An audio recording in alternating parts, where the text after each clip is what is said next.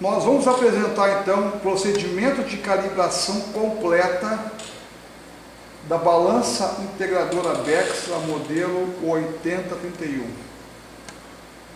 Essa versão aqui ela tem uma inclusão de uma fonte de corrente 4 a 20 mA para enviar remotamente e replicar o sinal de vazão da balança.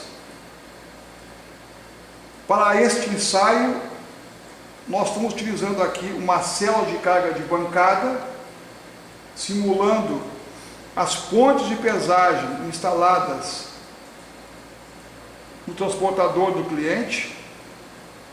Utilizaremos um peso padrão de 5 kg como peso de referência e simularemos uma balança para instalação típica em primário de pedreiras, uma vazão máxima de 1000 toneladas por hora e o incrementos de 100 kg. Primeiro passo para nós iniciarmos a calibração da balança é desligarmos o microprocessador da rede elétrica, que faremos agora. O segundo passo para colocarmos a balança em calibração, nós abriremos a porta frontal do microprocessador e localizaremos no canto superior esquerdo da caixa de montagem uma sequência de jumpers denominada J1, J2, J3 e TA, que nós podemos perceber aqui nesse canto. J1, J2, J3 e TA. Uma vez localizado essa sequência de jumpers, nós fecharemos o jumper J3 e o jumper J1.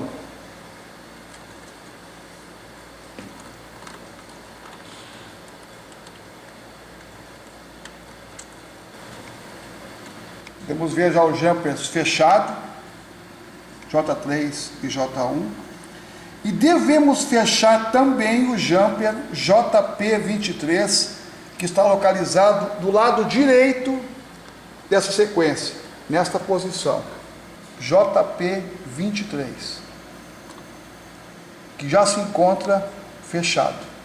Esse jumper é o jumper que dá acesso à gravação da calibração na memória E2PROM. Uma vez que os jumpers estejam fechados, nós vamos ligar então a balança na rede elétrica.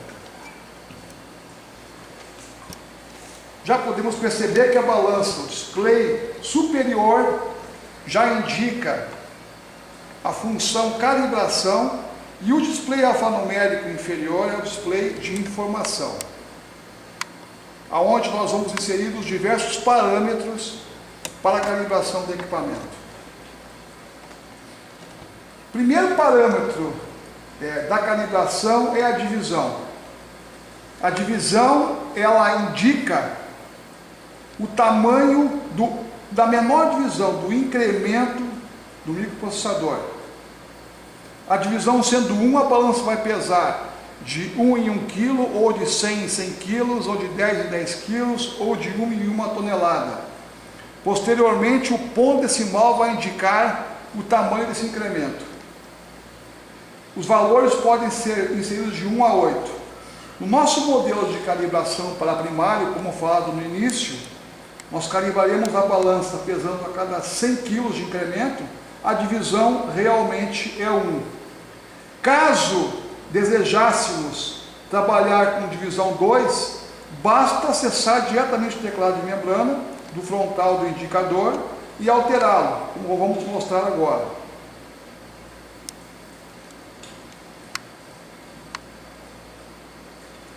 No nosso caso, nosso exemplo, nós utilizaremos realmente a divisão 1.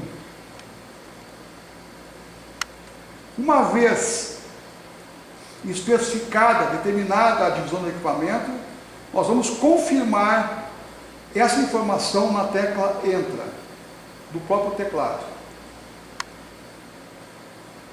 Ao selecionarmos a tecla Entra, confirmação, já passamos para o próximo parâmetro de calibração, que é o filtro digital. Como podemos ver aqui, os valores variam de 0 a 7. O filtro digital, ele vai nos indicar a velocidade de apresentação da amostragem dos pesos na balança, da vazão. De tal sorte que quanto maior for o filtro, mais lento vai ser o incremento do totalizador. Quanto menor o filtro, mais rápido é a atualização da vazão no microprocessador, porém mais instável. Nós recomendamos que se utilize um filtro de ordem média, que é um filtro 3. Caso, por alguma condição do transportador, a vazão esteja muito instável, podemos aumentar o valor do filtro, como mostrado aqui. Para isso, utilizamos o próprio teclado de membrana. Vamos utilizar para essa aplicação um filtro de ordem média, filtro 3. E vamos novamente confirmar esse parâmetro na tecla Enter. Avançando na calibração, o próximo passo indica a escala, com múltiplos de 250 incrementos. A escala, juntamente com a divisão e com o ponto decimal, vão indicar a capacidade máxima do equipamento. Nós vamos, nesse exemplo, calibrar a balança para 1000 toneladas de capacidade máxima. Como estamos prevendo uma calibração que indique uma divisão menor de 100 kg, então nós utilizaremos 10.000 divisões para este caso, pois 10.000 incrementos de 100 kg vão nos dar um over, uma capacidade máxima de 1000 toneladas. Então a escala será 10.000. Caso desejássemos, por exemplo, que a balança tivesse como capacidade máxima 500 toneladas, nós utilizaríamos então a escala de 5.000, utilizando o teclado de membrana. No nosso exemplo, então, nós utilizaremos 10.000 incrementos de 100 kg, que vai nos dar um over, então, de 1000 toneladas. Vamos confirmar na tecla Enter. O próximo parâmetro da nossa calibração, então, é o ponto. O ponto indica a posição da casa decimal da nossa indicação, tanto dos totalizadores quanto da vazão.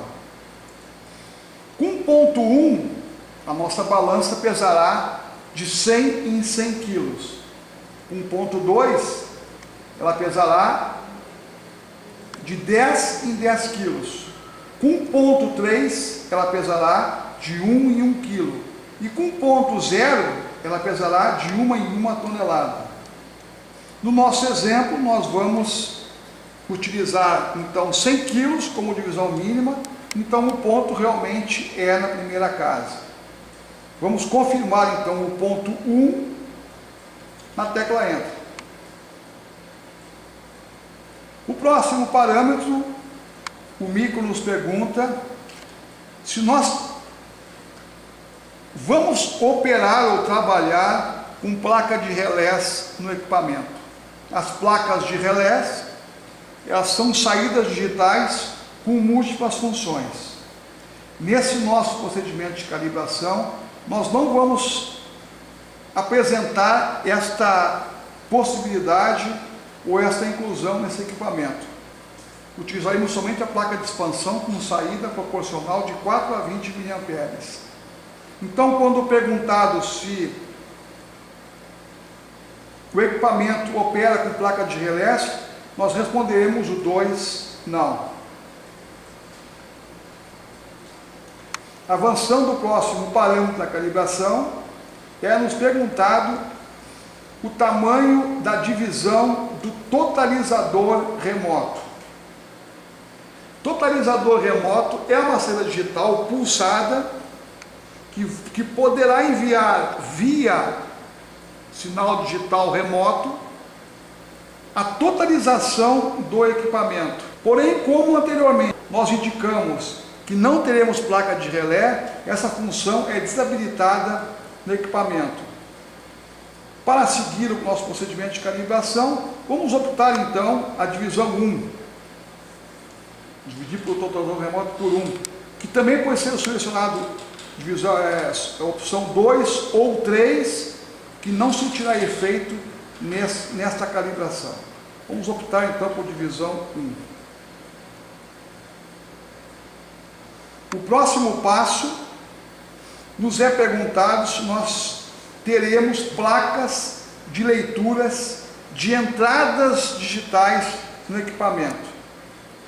Essa placa de entrada pode ser utilizada para bloqueio externo da função de pesagem, sensor de desalinhamento de esteira, entre outros. Nesse nosso exemplo, nós não utilizaremos então placa de entrada e vamos selecionar então a opção 2.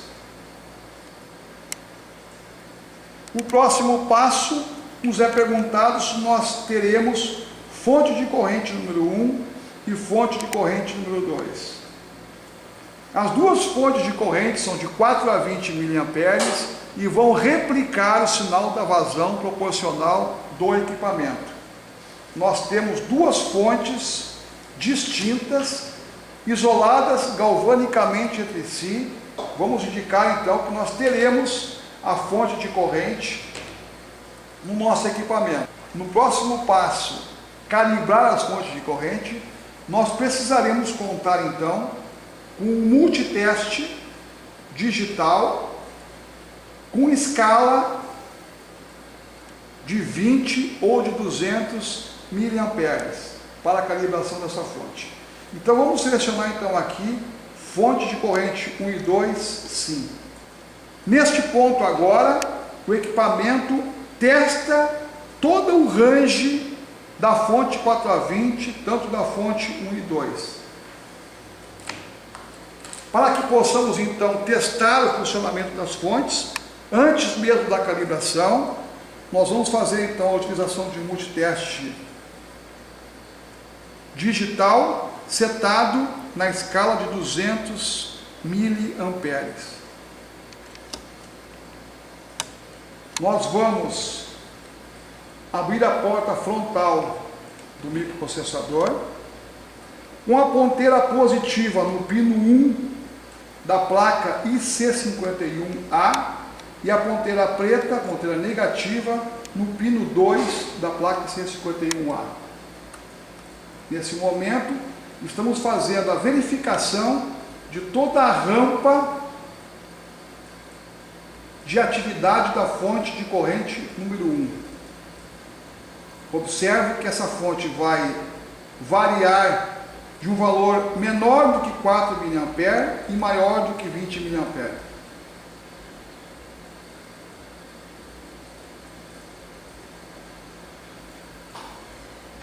Procedimento igual nós faremos na fonte 2. Ponteira vermelha no pino 3, ponteira preta no pino 4. Uma vez testada a fonte de corrente, nós então partiremos para a calibração da fonte. Então o teste foi executado com sucesso, digitaremos a tecla Enter. Esta balança é uma balança genérica com múltipla aplicação. Uma delas, aplicação em usina de asfalto. No nosso caso aqui, no nosso teste, nós não a utilizaremos para usina de asfalto. Então responderemos 2, não. Nos é perguntado então qual é o valor de corrente mínimo da fonte de corrente número 1. Nós abrimos então a porta do microprocessador e com o auxílio do multiteste nós vamos verificar o valor de corrente mínimo da fonte 1. Ponteira vermelha pino 1, ponteira preta pino 2. O valor apresentado no multiteste 3,20 mA. Este valor nós digitaremos com o auxílio do teclado.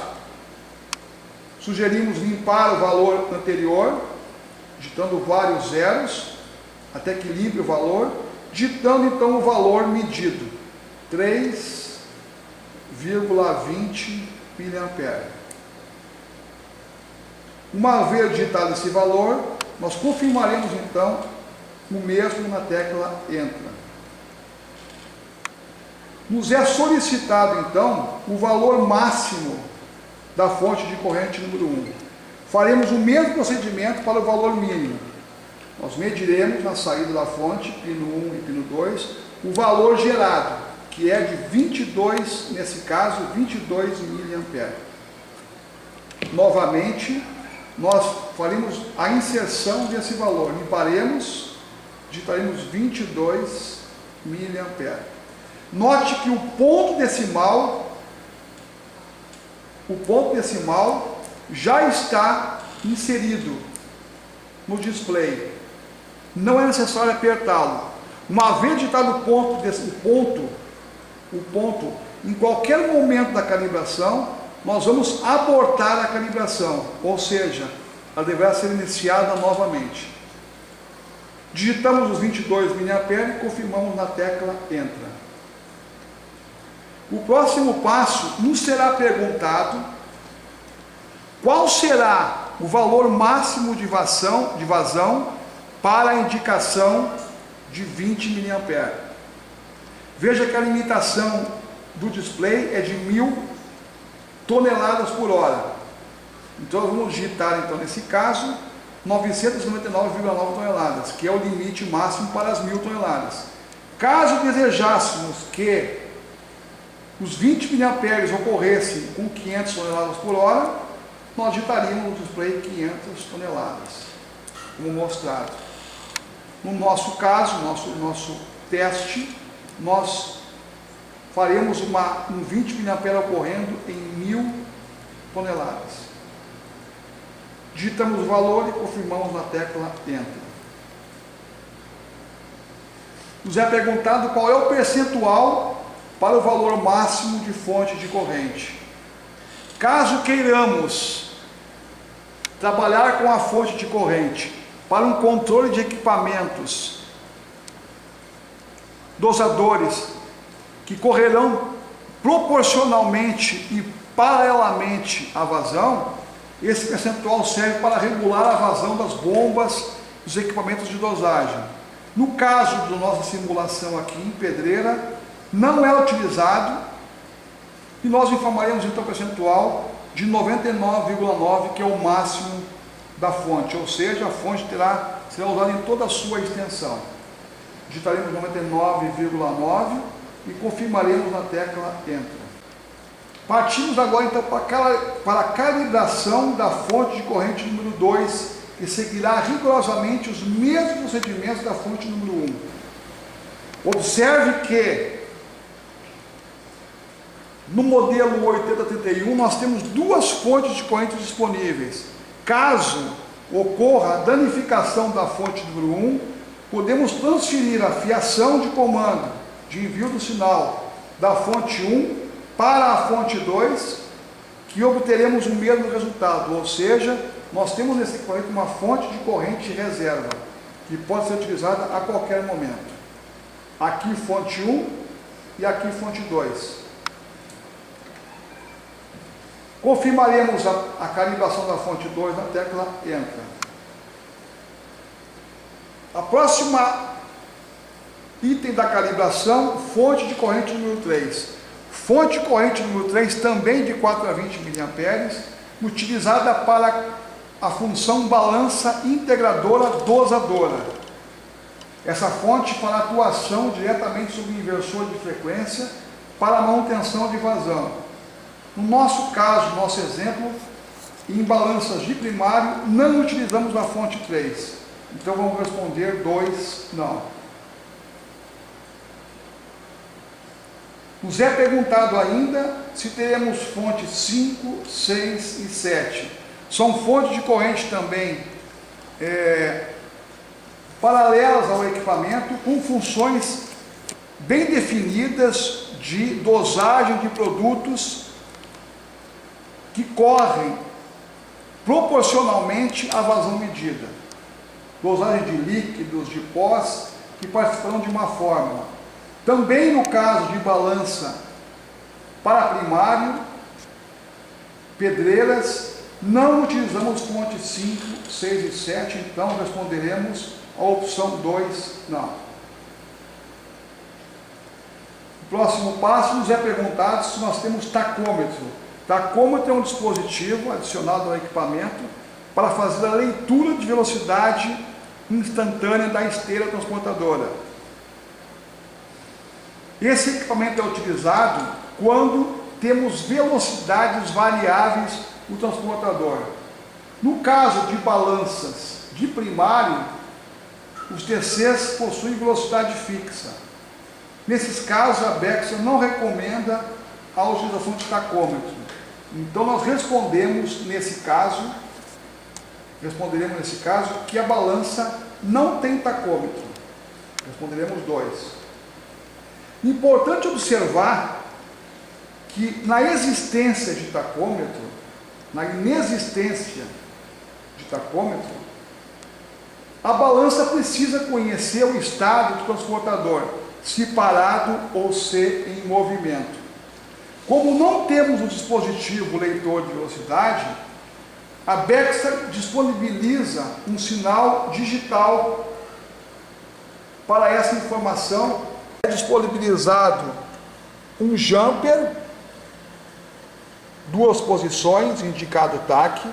No nosso exemplo aqui estamos com o jumper fechado, simulando sempre esteira ligada. Nas instalações de primário, de pedreiras em geral, o cliente precisa disponibilizar um contato normalmente aberto, contato seco sem tensão, da contactora ou do equipamento que aciona o motor desse TC. Esse contato é inserido aqui nesses 2 bornes, aqui apresentados, que são inseridos aqui, de tal forma que quando o TC está em movimento, esse jumper é fechado, indicando balança ligada. Quando a esteira estiver parada, o contato então torna-se NA, fica aberto, e a balança reconhece então a esteira parada e para a contabilização de peso.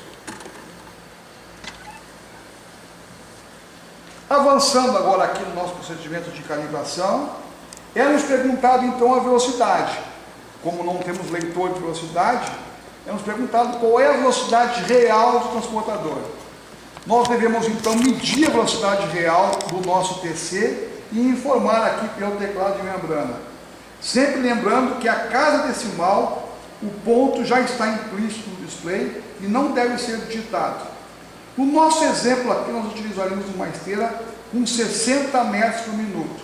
Recomendamos limpar os valores anteriores com zeros e digitar então um novo valor pelo teclado. 60 metros por minuto. E vamos confirmar então a nossa informação na tecla Enter.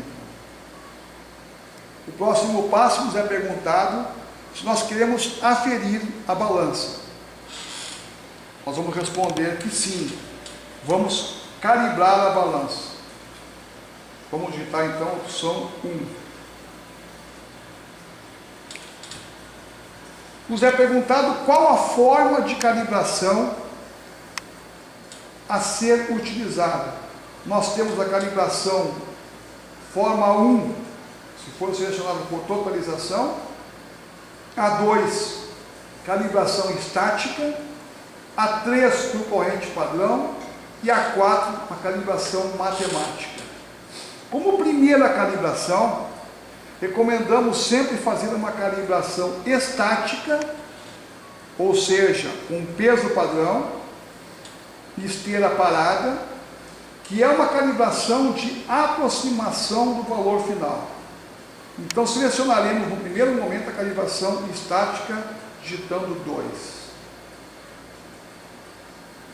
Avançando na calibração, nos é perguntado qual é o valor de peso que nós utilizaremos para calibrar a balança.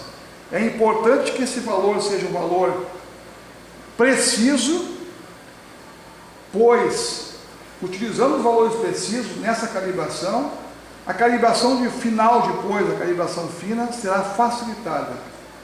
O nosso teste aqui, essa célula de carga que está indicando nossas pontes de pesagem, e nós vamos então utilizar como peso de referência esse peso aqui de 5 quilos, que nós indicaremos que ele é um peso, no nosso exemplo, de 50 quilos. Então, nós vamos limpar o valor anterior e vamos digitar 50 quilos. Repetindo esse nosso peso, que é de 5 quilos, nós indicaremos como sendo um peso de 50 quilos.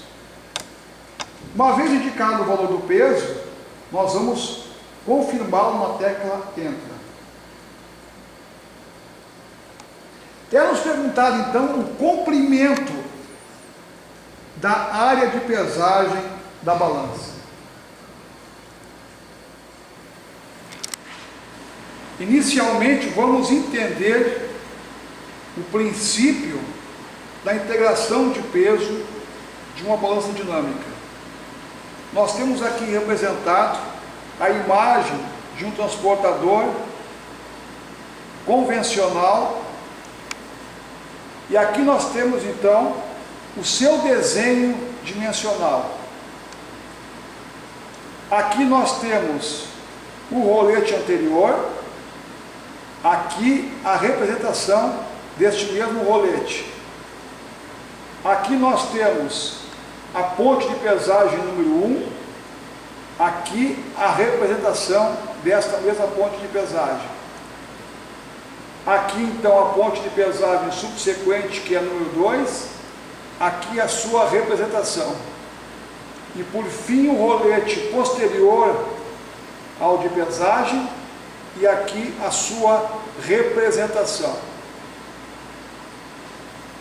Se nós imaginarmos uma partícula de peso, de material colocada exatamente no centro do rolete anterior, a sua resultante de peso é 0. À medida que essa partícula for se aproximando da primeira ponte de pesagem, o seu peso integrado também irá aumentando até o ponto em que, quando a partícula atingir o centro da primeira ponte de pesagem, todo o peso lido é integrado. Esse efeito acontece até a partícula atingir o segundo rolete de pesagem. Todo o peso lido nesse intervalo é 100% integrado. E quando a partícula de peso começar a se afastar da segunda ponte de pesagem e for se aproximando do rolete posterior, o peso novamente vai perder a integração até que chegue em 0 no centro do rolete posterior. Calculando então a área de pesagem, se imaginarmos uma distância de 1 metro entre o rolete anterior até o primeiro de pesagem, de 1 metro entre a primeira ponte e a segunda, e mais 1 metro entre a segunda ponte e o rolete posterior, essa área verde, então, é a nossa área de pesagem, representada pelo seguinte cálculo: a distância A dividido por 2, mais a distância B inteira, mais a distância C dividido por 2. Aqui nesse gráfico estamos representando o porquê que na área A e na área C nós dividimos por 2 essa distância. Se fecharmos esse quadrado, vamos perceber que só metade é integração. Também ocorre na área C, só metade é integração. Então, nesse exemplo aqui, o nosso cálculo é de 1 metro dividido por 2, mais 1 metro, mais 1 metro dividido por 2. Então, nós chegamos, neste exemplo aqui, dessa imagem, a uma área de pesagem de 2 metros.